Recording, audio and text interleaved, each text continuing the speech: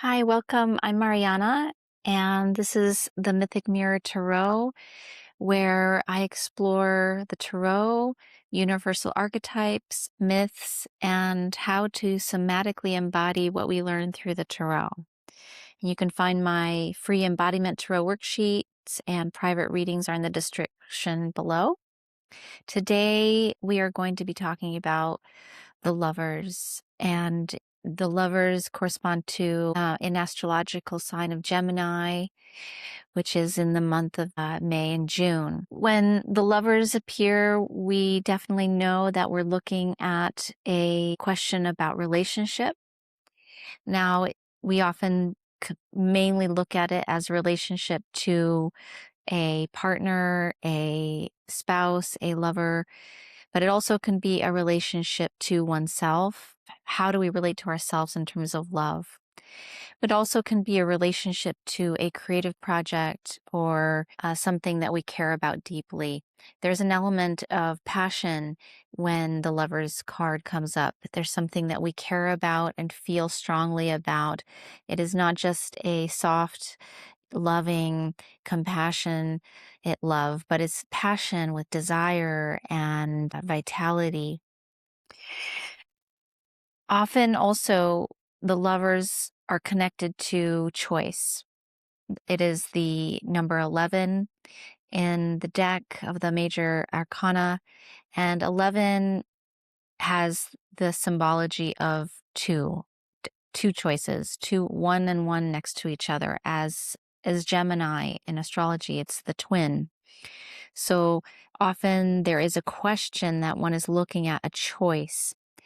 And this choice has within it a ethical responsibility. There is something that one is looking at in terms of which choice is going to bring me either immediate gratification and perhaps a kind of sense of temptation and desire are being, answered, or are we choosing something that really fulfills us more on a deeper soul level that maybe doesn't have as much, fire to it, but it has more of a sense of balance and sustainability in our life. Or it could be, both choices could be something that are appealing, but we're looking at the choice. If it comes up and it feels like it's connected to a relationship with another person, we are often it comes up at the beginning of a relationship when we are feeling that sense of real passion and excitement and devotion to showing up to something new, a new emerging relationship and love. It can also be a form of lust, of desire and temptation for another. If one is already with somebody and there is a third person that comes into the picture, there could be the expression of someone offering a choice. Here is this figure here who is offering an apple. It's a sense of that perhaps there is a sudden third party who's coming involved, and either there are representing kind of a temptation to you, or they're the third party who's trying to meddle in terms of your primary relationship.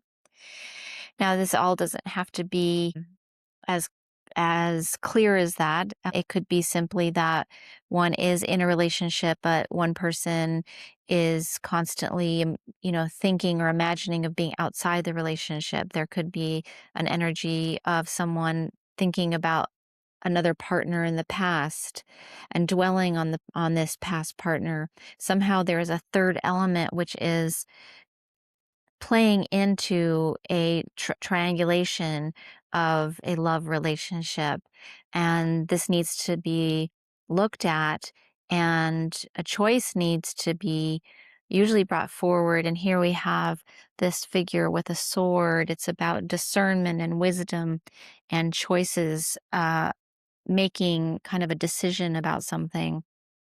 The next level of the lovers is about the lover within. And the lover within is, how do we express passion in our life for ourselves? How do we cherish ourselves? How do we appreciate ourselves? Do we find ourselves handsome or beautiful? Do we cherish ourselves in the same way that we want to be cherished by a partner? It could be a passion for art or music or hobbies or a group or a cause. How do we express passion in our life? And what is the role of passionate enthusiasm in our self-esteem? Do we express passionate enthusiasm in any part of our life? Is that missing for ourselves? Is that missing in our expression toward anything in our life? So the lover within calls us to begin savoring our senses, savoring food, savoring the beauty around us, art, music, sensuality, and cherishing our own being. So there is the relationship of the lover within as well. And we can also look as the lover as how we approach life and the world. So the lover archetype is really present everywhere. It's not just in relationship to another person, but it is in our relationship to how we relate to life. We can walk through life with a sense of things being dull and meaningless, and us not taking time to appreciate the senses of life. So here we have the figure of representing the earth and the world and the senses and all the green grass and the hills and the blue sky. And the main primary figure is like Aphrodite. It is this feminine fluidity and naturalness. So it's about the senses. Like, do we go into nature? Do we spend time taking in the beauty of the sky and the trees? Do we go to concerts or music events or art galleries? Do we read books? Do we read poetry? Do we try wonderful food? How are we nourishing our senses as we are alive in our body? And how are we appreciating ourselves as a work of art? So the lovers is both about relationship, choice in relationship, new beginnings in a love relationship, as well as our relationship to ourself and our relationship to life through that quality of the newness of love, through the senses, through the enjoyment of being alive and in a body. Here's an archetype of the swan. The swan is a deeper layer of the archetype of the lover. The swan in mythology around many cultures is a lot about partnership. Swans mate for life. They are also liminal beings in the sense that they're connected to the water as well as the sky. So there's a feeling of both the waters of life, the fluidity of emotions, and also be present with the air or the mind and go between these two places. Let's look at the shadow side of the lovers. What are the warnings and the challenges? Sometimes, if that comes up in a reversed, it could be meaning to pay attention to the challenges in this archetype.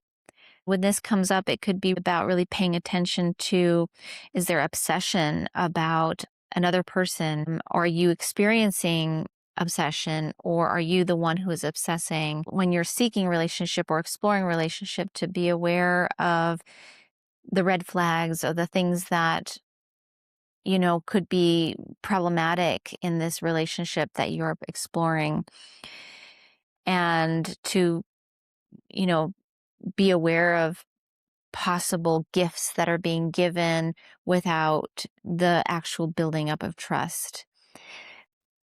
And also can regard third-party meddling or someone who is jealous or creating jealousy, and as well as someone who is creating triangulation and how that can create conflict or even trying to pull you apart from an existing relationship, or in your own mind, if you're dwelling on another person, how that can create conflict and tension and disturbance in an existing relationship, as well as jealousy from others or your own jealousy towards someone else.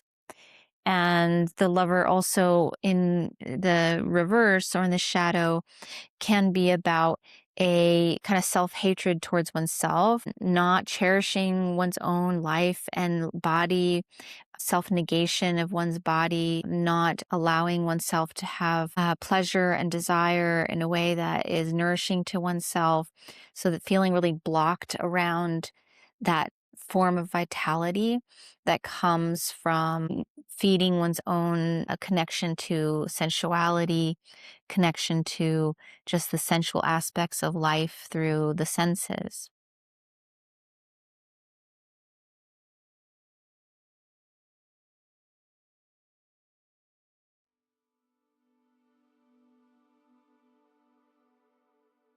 So if you want to go deeper into a meditation with me on the lovers, we'll just take a minute and pay attention just to our senses.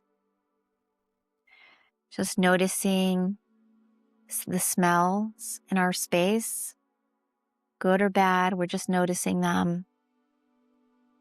Bringing awareness to our sense of smell. Maybe throughout our day-to-day, just taking a moment to actually smell something that could be wonderful and savoring that smell.